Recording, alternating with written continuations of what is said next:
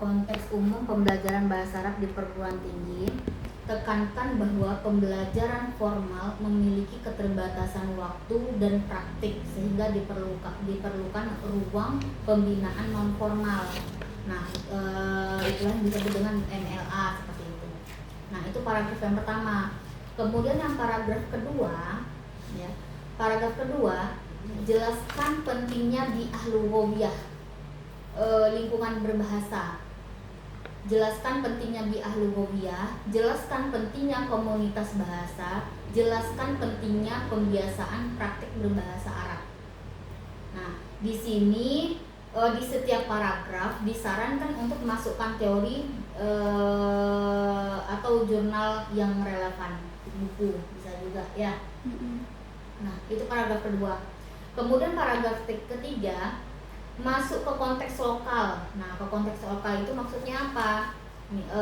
Misalnya Prodi Pendidikan Bahasa Arab UIN FAS Bengkulu memiliki program MLA sebagai program pembinaan bahasa Arab non formal di bawah HMPS PBA ya. Nah, jelaskan bentuk kegiatan dan tujuan program tersebut berdasarkan dokumen program kerja HMPS ya. Nah, kemudian di paragraf keempat, direkam nggak? Direkam. Ya. Nah, kemudian di paragraf keempat, jelaskan aspek historis dari MLA ini. Misalnya MLA berdiri sejak tahun 2010 dan pernah memiliki kegiatan unggulan seperti siaran radio bahasa Arab, debat, seminar, pembentukan lingkungan berbahasa dan lain-lain ya. Nah, tekankan bahwa sebagian kegiatan unggulan tersebut tidak lagi berjalan secara berkelanjutan ya. Nah, kemudian ini sesuai dengan yang ini kan, yang ada di latar belakangnya Angelina kan. Nah, kemudian kalau misalnya nanti ada hal yang lain terkait dengan MLA boleh ditambahkan lagi.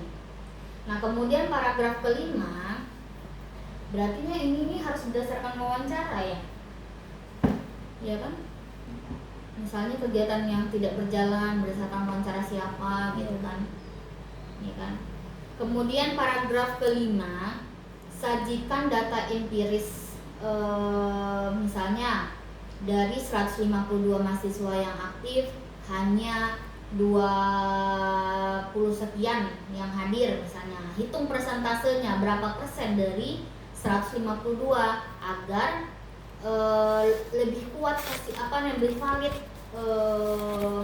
datanya seperti itu ya. Nah, jelaskan bahwa ini menunjukkan rendahnya keterlibatan mahasiswa dalam program yang secara ideal ditujukan untuk seluruh mahasiswa PBA. Seharusnya mahasiswa PBA kan rata-rata ikut serta semua seharusnya. Nah, kemudian di paragraf 6, sajikan hasil studi pendahuluan. Nah, peserta didominasi mahasiswa tertentu, informasi kegiatan belum optimal misalnya, jadwal tidak konsisten misalnya, absensi belum dianalisis misalnya, belum ada need assessment atau belum ada tes awal, belum ada evaluasi belajar. Nah, bisa juga belum ada sertifikat ya.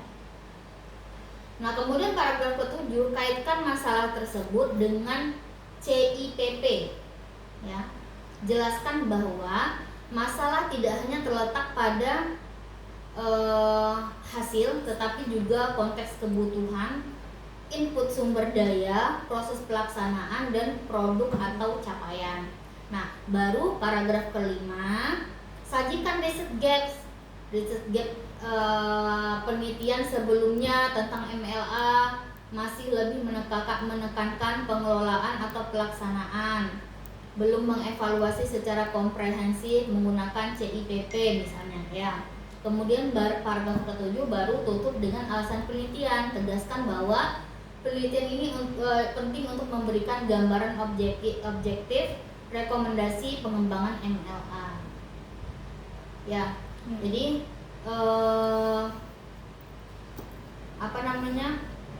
jadi urutannya seperti itu. Coba nanti di paragraf pertama itu gunakan Kamu referensinya apa ini nih?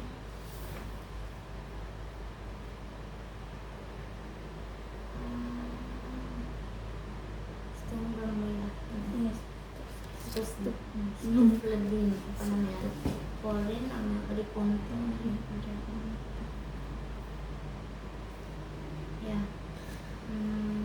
Jadi yang perlu ada citasi itu paragraf pertama itu perlu ada citasi, kedua, ketiga, keempat, kelima, keenam.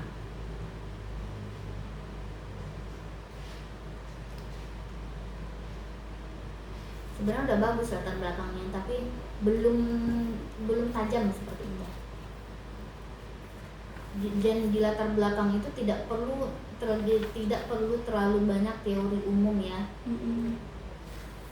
Jadi yang penting itu memperjelas bagaimana fenomena nyata dari MLA tersebut, kemudian perkuat data empiris,